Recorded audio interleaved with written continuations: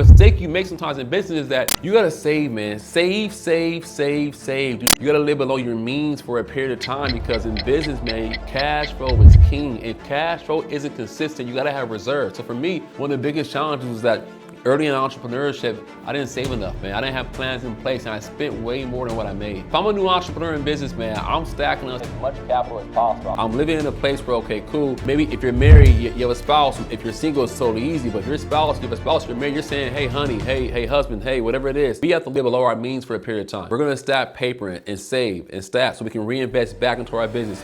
Sold out service, and you know we've been working. We serving, we earning.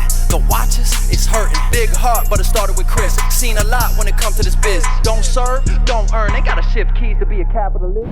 I can tell you so many ways on what to do to go broke quickly in entrepreneurship, right? Because I did it myself, man. I remember when I first got started in business, I was working at Apple as a business manager, doing my thing at Apple, right? I'm making a part-time income, and I got a big check, right? I'm an entrepreneur, I get a big score, I get a big commission check. I'm like, man, my savings is going up. I'm building my savings. Let's go ahead and walk away from my job. I said, babe, we got savings, I'm making money, I'm doing well, the business is growing. So I leave my job probably prematurely, looking back now, but hey, things turned out pretty well, right? My cash flow's there, I'm making some money, and we go get a stroller from our daughter, right? This is Nala Hart, she's 7 years old now, it's our first kid. There's these strollers in the market, right? And my wife wants a stroller that Kim Kardashian had. The stroller costs like $1,800. Keep in mind, y'all, I'm not balling out of control. I'm barely making I'm not even at 6 figures of income yet, but I had a big check, right? But sometimes in entrepreneurship, big paydays come, it's not steady. And so I'm dipping into my savings. We dropped $1,800 on a stroller, just a stroller. We need a car seat. The car seat's $580. I know it sounds crazy. We dropped like $3,000.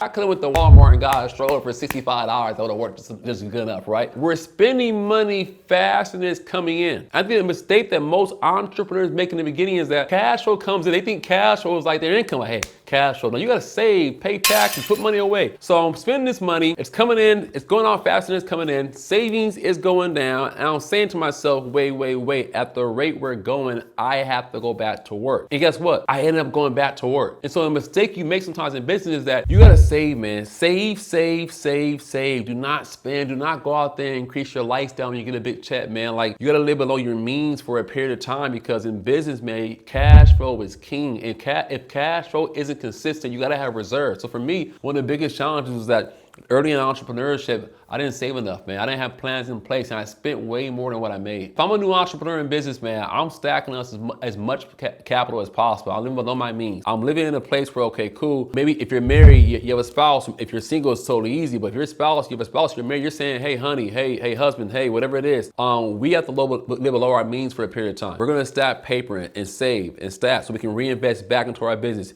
When I get a new car, you want lower expenses. You want no expenses, man. Car paid off. You're paying for food and housing. That's it. No entertainment, right? Because depending on what kind of business you have, in most cases, guys, there's a picture I can't take out my mind. It's a picture of Jeff Bezos. He's like in an office, and he's like Amazon, and it looks so generic. He has a small office. You're thinking this is Jeff Bezos and Amazon, like. I'm sure he could have probably gotten a better office at the time. He could have got his own credit or he had cash flow. He was stacking money, man, saving. And I think too many entrepreneurs, they start spending money too quickly. So my advice would be to save as much as possible. Hope for the best, always plan for the worst case scenario. What if I have a bad quarter? What if you have a bad year? What cash reserves do we have for business? Overpay for taxes. Get to a point to where money's coming in consistently. You have a track record in your records. You say, okay, cool. Based off my books, income is increasing, margins are increasing, revenue's increasing. Maybe we can slowly go up. But always be careful, man, with overspending, and don't take on debt too early. Good debt is debt that drives the business.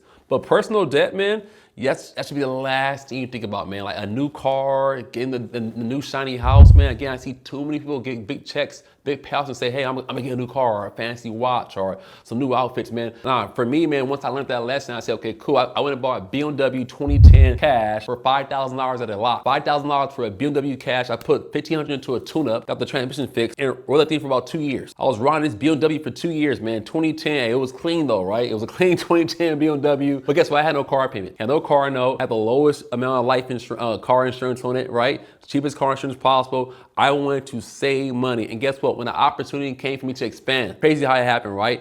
2 years and having that car, I had the opportunity to expand across the country. I have to go get an office with a partner of mine in Annapolis, Maryland. We're paying the office lease there. We're paying for an office in California. I'm overextended in some cases, but guess what I had?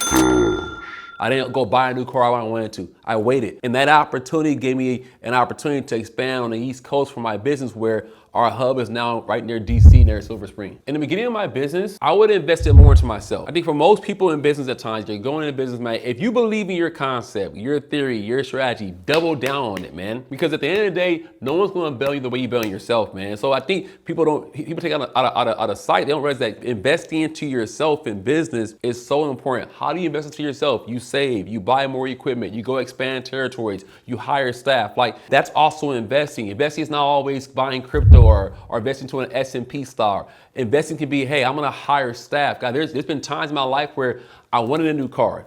I wanted to upgrade my lifestyle. I bring on board more staff. For the price I'm paying for a new staff or a new admin, I can go get a Lamborghini or a Ferrari, what the heck? But the Lambo doesn't bring any more revenue my way. It doesn't solve problems for me. It's just a nice flashy car to have. Yes, you wanna have those nice things, right? My next car's gonna be freaking sick. But as of right now, when I'm expanding, I think too many young, new entrepreneurs don't invest back into the business. Do you need a new car or an assistant? What's more valuable to you right now? Do you need an extra sales rep that you can pay a salary to, or a bigger house? Does a sales rep get you more money long-term? You double down back into your business, man, your business grows and expands. Now you have 3, 4, 5, 6 assistants that are making life easier for you, actually making you more money long term.